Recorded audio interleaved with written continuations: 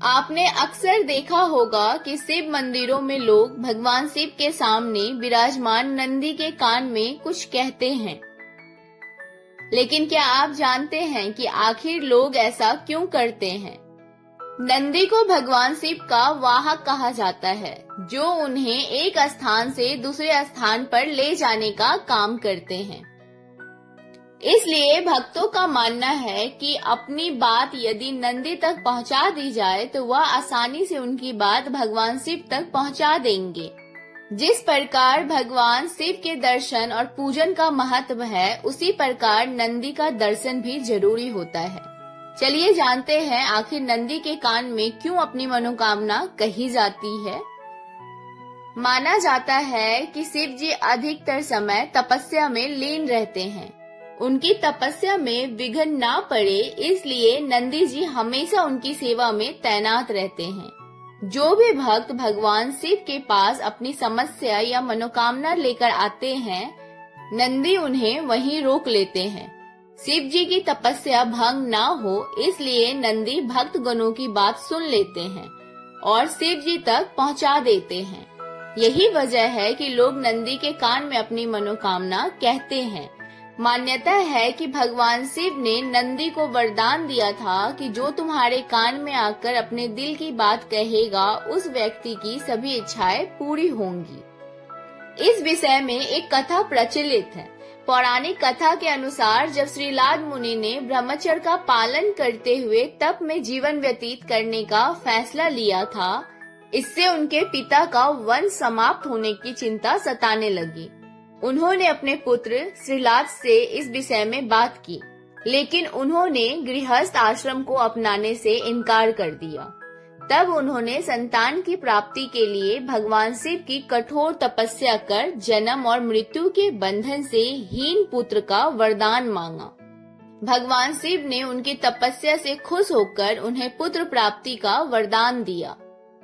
कुछ समय बाद भूमि जोतते वक्त श्रीलाद को एक बालक मिला, जिसका नाम उन्होंने नंदी रखा। अब उसको बड़ा होते देख भगवान शिव ने मित्र और वरुण नाम के 2 मुनि श्रीलाद के आश्रम में भेजे, जिन्होंने नंदी को देखकर भविष्यवाणी की कि वह अल्पायु है। जब नंदी को यह मालूम हुआ कि वह अल्पायु है, तो वो महादेव की आराधना करने के लिए वन चला गया। उसके कठोर तप को देखकर भगवान शिव प्रसन्न हुए और उन्हें वरदान दिया कि वत्स नंदी, तुम मृत्यु और भय से मुक्त, अजर और अमर हो। भगवान शिव ने समस्त गणों, गणेश और वेदों के समक्ष गणों के अधिपति के रूप में नंदी का अभिषेक करवाया। इस प्रकार नंदी नंदेश्वर हो गए। भगवान शिव ने नंदी को वरदान दिया कि जहाँ उनका निवास होगा, वहाँ नंदी भी विराजमान होंगे।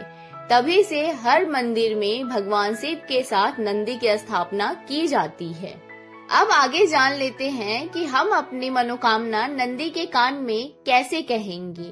मनोकामना नंदी के कान में कहने के भी कुछ नियम हैं, तो चलिए जानते हैं। नंदी के कान में अपनी मुराद या मनोकामना कहने से पहले उनका पूजन करना जरूरी है। भगवान शिव की तरह उन्हें भी बराबरी का सम्मान देना चाहिए।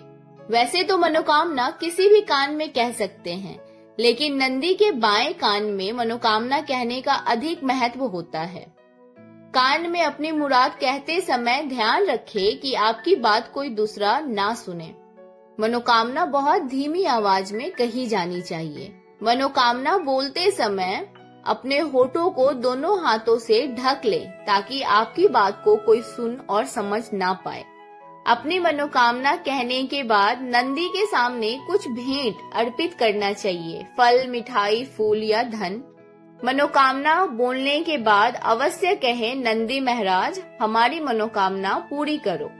ऐसा करने से नंदी महाराज खुश होंगे और आपकी बात जल्द शिव जी तक पहुंचाएंगे। तो ये थे कुछ नियम।